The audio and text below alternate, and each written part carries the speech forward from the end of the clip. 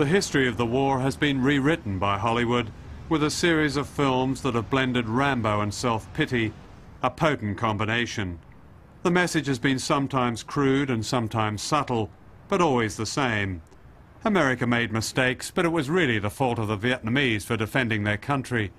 In other words, the crusade was flawed, but it was a noble one, just as the Hollywood actor Ronald Reagan said it was. I think the drip, drip, drip of what may be now 10 films, the selectivity of the image of the war, or the images of the war, the subjectivity, don't forget those films, they've almost all been subjective movies, has created an image which is going to take generations and generations to eradicate. But it's quite a stark image in some respects, isn't it? I don't think, John, that it's an image which allows any sense of the Vietnamese through. I mean, the Vietnamese are figures in a landscape. I still think those movies are very offending. Those movies basically is not to let people know what the Vietnamese people are about. They just want to see what the American is about, or the American viewpoint of the Vietnamese is about. It's not the truth. Come on, it's not. I mean, you gotta be crazy to believe that. And I truly hate them with a passion. We gotta call it in.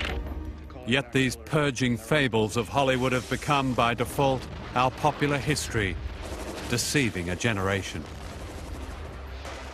I've seen Platoon, Missing in Action, Born on the 4th of July, Hamburger Hill, and Good Morning Vietnam. Yeah. None of these films have been about the Vietnamese, have they? No, they haven't. I mean, I suppose it's a bias. They're trying to sort of say that it's all evil, you know, it's all the Vietnamese fault. You know, they're the ones who sort of started it. They're the ones who, I mean, they showed, I suppose, the Vietnamese in a very bad light as well because of all the torture.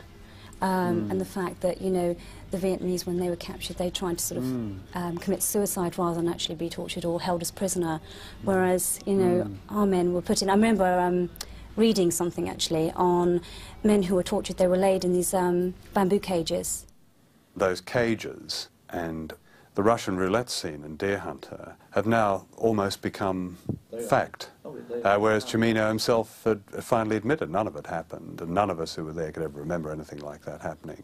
No one ever set out, I don't think, to create a great untruth, but because of the lack of balance and because of the demands and the constraints of the dramatic medium, we're buggered. But isn't it about Hollywood as well, not just the feature film as such?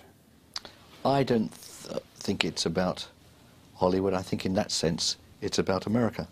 I think America is a strange, complex country, fascinating country, which in a childlike way is only able to deal with certain truths. This is a nation that can't deal with complexity.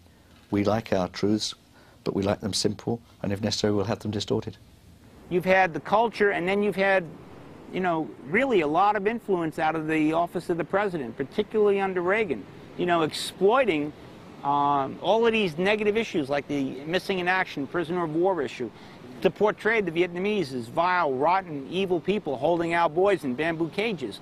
You know, those are emotional buttons in America that have been pushed very successfully. You've had Hollywood come in and exploit that with movies like Rambo, Uncommon Valor, MIA, and on and on and on and on. And you have now in America, when you mention Vietnam, something that people think of in mythical terms. You know, Vietnam is a war. You know, it's a set of emotions. It's not a country of 72 million people. You know, it doesn't connect. The reality of what, you know, we know to be here, Vietnam, isn't in any way at all connected to America. It's just not.